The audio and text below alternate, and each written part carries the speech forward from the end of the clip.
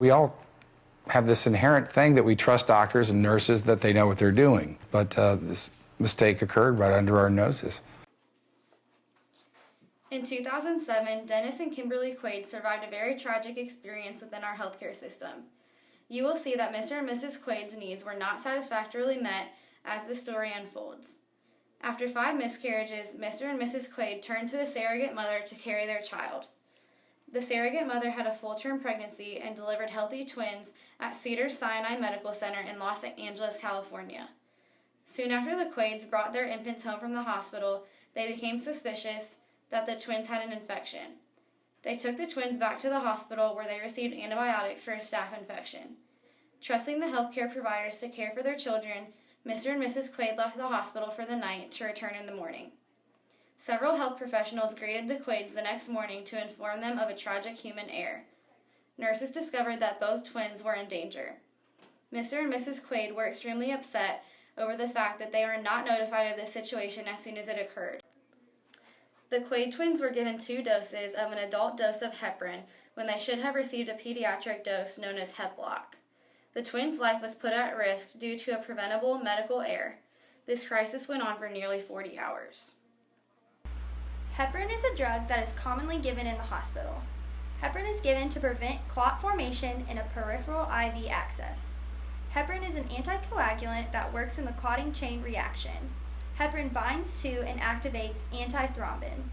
Antithrombin is one of the body's natural forms of anticoagulation. Once heparin binds to antithrombin, antithrombin stops the coagulation cascade by inhibiting factor X in thrombin. A typical adult dose of heparin is 10,000 units per milliliter. Pediatrics receive a much smaller dose of heparin called Heplock, which is 10 units per milliliter. The Quaid twins were given 2 adult doses of 10,000 units per milliliter. A dose that is 1,000 times stronger was given to these newborn twins. Heparin, being an anticoagulant, thins the blood. The strong dose caused the twins' blood to go from the consistency of ketchup to water. Subsequently, they began bleeding from multiple sites. They were working on Boone, whose belly button would not stop bleeding. And while they were trying to clamp it, blood squirted across the room about 6 feet and landed on the wall. There was blood everywhere. On the night of the near-fatal mistake, Dennis called the twins' room to ask the nurse how they were doing after Kimberly had a premonition that something was wrong. The nurse specifically said they're just fine, when in reality they were not. Documentation revealed that by the time Dennis had called, the overdose had already happened.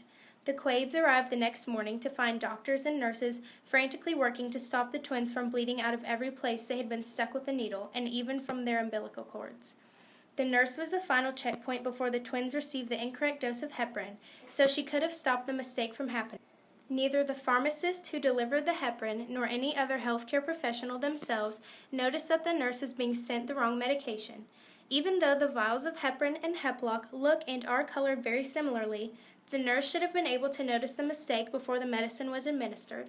It is clear that she did not adequately perform her med checks first, nor did any form of documentation or barcode scanning catch the mistake. Review processes and policies were clearly not implemented and used even when they were needed the most in this situation. Current evidence-based practice continues to indicate that the best way to prevent medication errors is to follow the 5 rights of medication administration: right medication, right dose, right patient, right route, and right time. Medication labels should be checked at least 3 times and compared to the medication administration record prior to administration. Other practices that decrease the likelihood of medication errors should also be implemented. Medications should be prepared for 1 person at a time. At least 2 patient identifiers should be used when administering medications. Interruption of medication administration by other activities such as phone calls, pages, and side conversations should be avoided, and all calculations and other high-risk medication administration processes should be double-checked and verified with another nurse. Additionally, hospital staff should ensure they are well rested when caring for patients, and hospital management should ensure adequate staffing and reasonable workloads. When a medication error does occur, the best evidence-based system practice is to report the error according to institutional policy. Investigation and analysis of the error should then be performed through identification of root and proximate causes, corrective actions, and follow-up and continued monitoring for any recurrence. At the time of the Quaid twins' hospitalization in November 2007, Cedars-Sinai Medical Center had been using a pediatric blood thinner called Heplock to flush neonatal IV lines for patency and to prevent blood clots. Several studies published in peer-reviewed journals have compared the use of heparinized saline to normal saline as a flush solution for maintaining the patency of IV lines in neonates. While some results were inconclusive, many studies concluded that normal saline is just as effective as heparinized saline. Some even showed the normal saline to be more effective. Though further research is still needed, best current practice in most institutions is to use normal saline to flush neonatal IV lines. This reduces cost, the risk of medication error, and the risk of adverse effects for the patient. Cedars-Sinai Medical Center switched to the use of normal saline flushes for neonatal IV lines later that same year. Heparin errors are not confined to only the United States. In fact, many countries have conducted independent studies on heparin and protocols for its use in pediatric care. Since 1992, studies have appeared in many different countries, such as China and the Netherlands. In 2002, a study conducted in the Netherlands titled Effectiveness of Heparin Solution versus Normal Saline in Maintaining Patency of Intravenous Locks in Neonates, a double-blind randomized control study, took a look at the use of heparin to flush IV catheters versus using normal saline. The research used a double-blind study on 88 neonates for a 21-month period from 2002 to 2004. The IVs for all 88 patients were flushed with either normal saline or heparin, and the results were as follows. The heparin-flushed catheters were found to last for a median of 56 hours, while the normal saline-flushed catheters lasted a median of 61 hours. The conclusion and recommendation after the study was that there is no clear benefit in using heparin to promote catheter patency over normal saline, and due to the risks of heparin administration, normal saline should be considered as the standard for flushing IV catheters. Similarly, in Hong Kong in 2006, a study was done that looked at not only the comparison of using heparin versus normal saline for IV patency, but also compared redness at the IV site, swelling at the IV site, and pain at the IV site after each different flush. In addition, this study used normal saline, low-dose heparin at 1 unit per ml, and a higher dose heparin at 10 units per ml in each flush. 123 pediatric patients were used in this study, and like the Netherlands study, the conclusions were similar.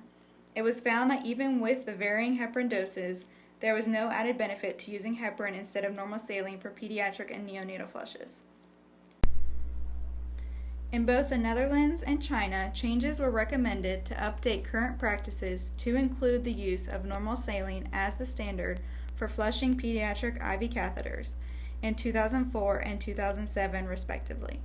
As of this current date, using normal saline as the primary means for flushing IVs and maintaining patency is considered the current best practice in both countries and has been adopted by most, if not all, hospital and medical centers in both regions.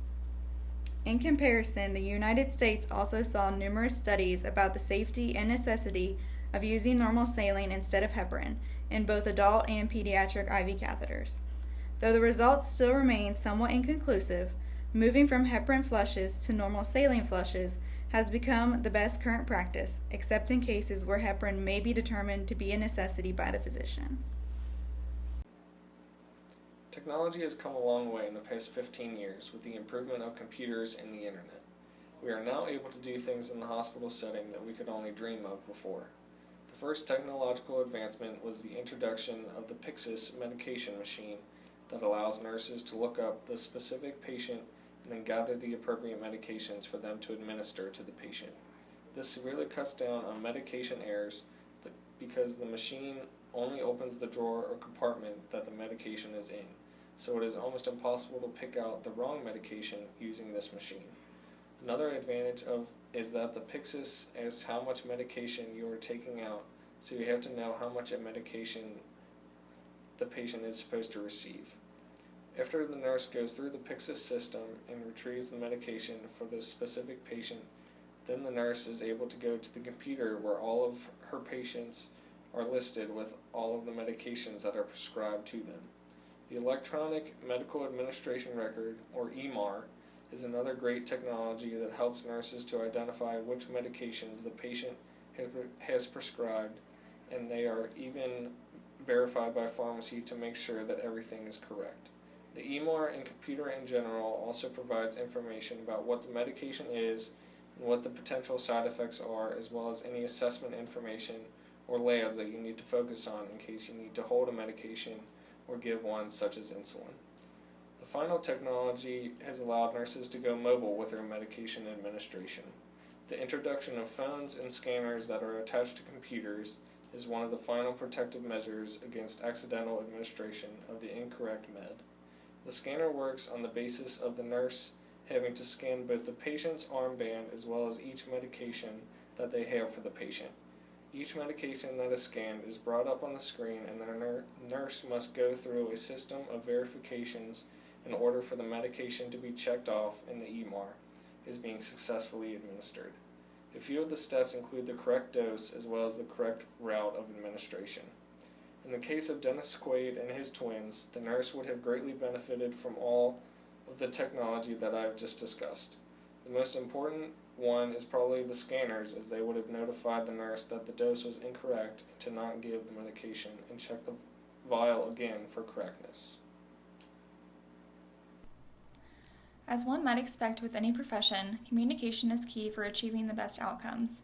In the hospital, many needs are being met, and professionals seek to meet these needs as quickly as possible. Doctors and nurses alike are rushing to put orders in the system and deliver them in a timely manner for all patients. A line must be drawn somewhere in the route of healthcare communication to ensure that in all of this rushing, no errors are occurring. Orders in a computerized system have greatly cut back on medication errors in the hospital setting. It has been proven that computerization has decreased the amount of medication errors if the healthcare workers have been properly trained to use the system. This is due to no longer having to read illegible handwriting on the order sheets in the computer system asking for specific information about the medication. In order to provide appropriate quality care, healthcare professionals must continue to meticulously verify medication labels for every patient every time.